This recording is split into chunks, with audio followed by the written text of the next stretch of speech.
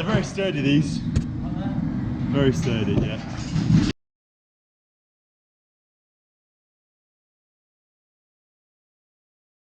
So it's a lovely May day in Northumberland. I'm just leaving to go and do some dehorning. Farm's around the corner, so I'm coming straight from home. Late start. As you can see, it is a lovely May day here in Northumberland. We spent the entire bank holiday raining, but it appears to have let off at least for a little while. So get around the farm, it's just around the corner, and we'll get stuck into some dehorning. Right, okay, so I'm here with Andrew and Sandy, father and son team. As you can see, what we're doing here today, Andrew? Just dehorning some larger yearling. Yeah, so you told me we had 5 or 6. How many do we have? 14. That's a cardinal rule. Generally, if you turn up to do half a dozen, you're doing a dozen. Same with with lame cows. Turn up with the turnover crush is always about double what you expect to do. So I'll just quickly show them the cattle for the benefit of the watcher. There's sort of mixed breeds in here, isn't there, Andrew? Simmental and Angus and a few South Yeah, so sort of yearlings. That's one to PD. Oh, there's one to PD. Waiting on PD to see if she's a free martin. See if she's a free martin, okay. Of course, there's a few jobs. What we'll likely do, if it's okay with Andrew, is we will we'll run them all through the crush first. As you can see, same crush that we saw at the Blakeys. There's the north side, sort of newish Arrowquip. Same model, so hopefully that will be coming really useful. We'll run them through, we'll put the local anaesthetic in the head so they don't feel it, and then we'll run them all back round, give it time to work, and we'll take those pesky horns off. Sounds like a plan? Yeah. Wicked. Okay, so I'm back at the practice now, and I just thought actually I'd run you through what equipment I'm using, because if you're not from a farming background, you might not understand what tools I'm using and why. So, first things first, actually removing the horn bud. A lot of you, again, if you're farmers, may have seen how we use obstetrical wire, which is like a type of cheese wire, on the end of 2 handles. So we end up sawing off the horn at the base. That is a really good method of doing it. The heat and the friction seems to end up almost cauterizing the vessels as you go. Now, these horns we were taking off aren't particularly big, and I find generally, unless they're over a certain size, it's very difficult to get purchase on those quite shallow horns. So instead, what we're doing is we're nipping them. So for the very small ones, I actually use these. So these, believe it or not, are not specialist tools for this job. They are used for foot trimming, but they do come in very useful for those very small buds.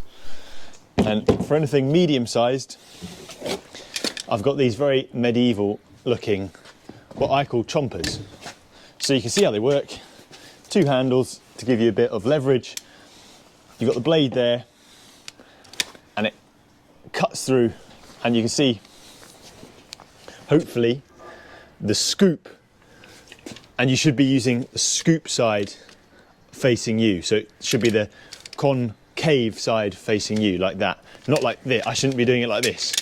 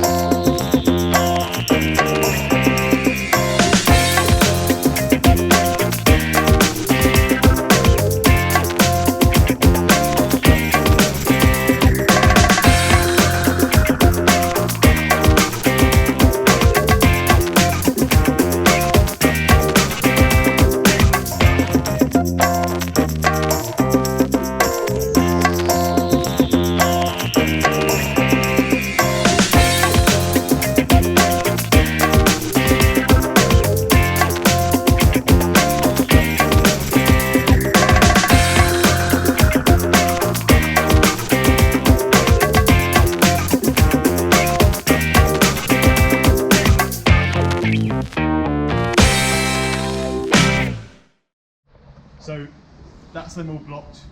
Next thing to do is just get the irons on the fire, we'll be using them when we sort of crunch the horns off. We'll use them to cauterize the blood vessels, to seal the blood vessels. Now, I've brought everything apart from a lighter, which Andrew has very kindly donated. The difficulty is, what we really should be using is on those long, almost like kitchen lighters, because that avoids you singeing all the hair up your arms. This is what we've got, so we'll make do. There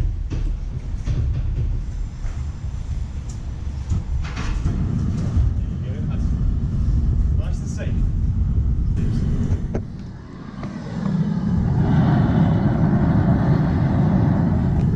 So those will just cook for a few minutes, get the next beast, or the first beast in, and cook the horns.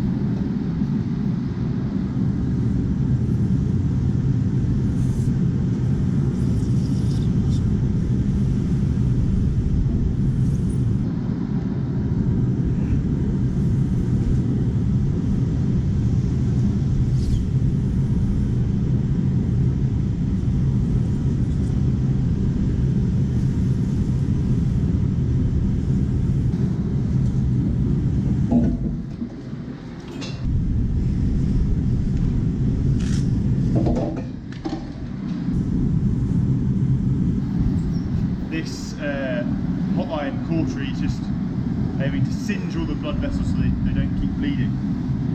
So that's especially important when we're doing it when it's a bit warmer.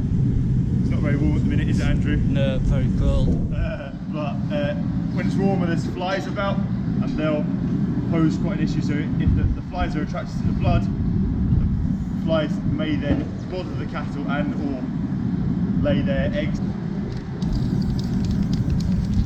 Cool. So again, here's one. That's what we've only had to block one side, which has only got one horn, and you can just see the difference. So one really nice way to see that your block has worked is that the muscles of the eyelid are sort of paralysed because of the local anaesthetic. So you can see the unblocked eye has got this a lot more open than the blocked eye. So you see how that muscle has just relaxed, so the upper eyelid has fallen over. So again, good indication that our local anaesthetic block, it's gone in the right place, and importantly we've given it enough time to work. So we'll do this one.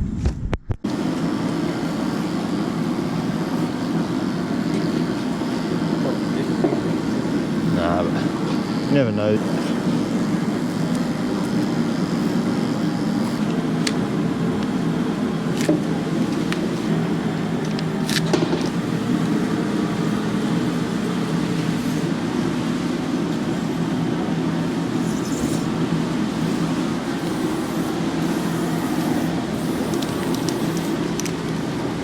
Right.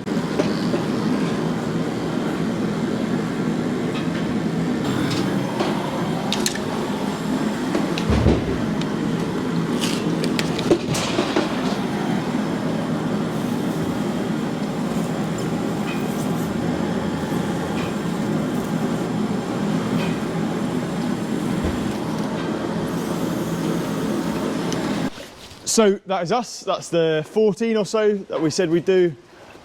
All done and dusted there. You can see, again, what is key is letting that local anaesthetic have enough time to work, because there's no point injecting it and then lopping the horns off immediately. It doesn't work as quickly as that. Other than that, they look pretty happy to me, don't you? Yeah, tidied them up. Tidied them up, exactly. And you can see, I'm a big fan now of this sort of aluminium spray. So traditionally we would use a sort of a blue spray, which is oxytetracycline antibiotic, but the aluminium spray forms a really nice seal and has the added benefit that we're not using antibiotics. Always looking to reduce antibiotic use in agriculture, obviously. But yeah, we'll just move them back and then I'll leave you in peace, guys. Cheers. Cool, right. Oh, I'll give you a hand.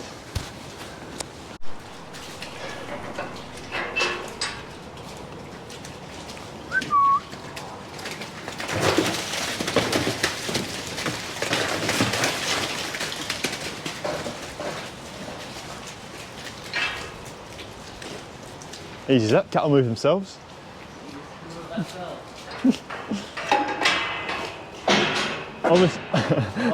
Obviously, this is everyone's favourite brand of hurdle, John Deere.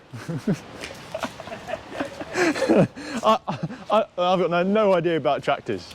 I'm guessing, the 40 grand hurdle, but you get a free set of overalls, so that's okay. That's a good deal. You've probably guessed by now that I am, like most vets, not very into or interested in machinery.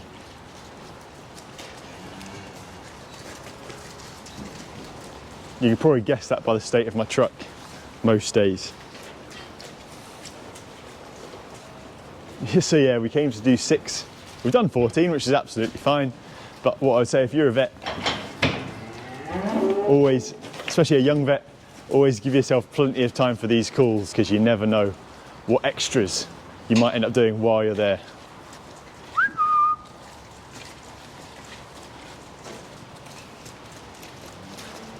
Cool.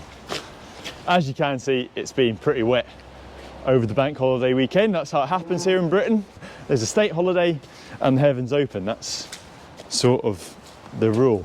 So it's a good thing really, because everyone was getting pretty dry. Just need it to warm up now for the farmers so they can grow some grass for the sheep and cattle to thrive on.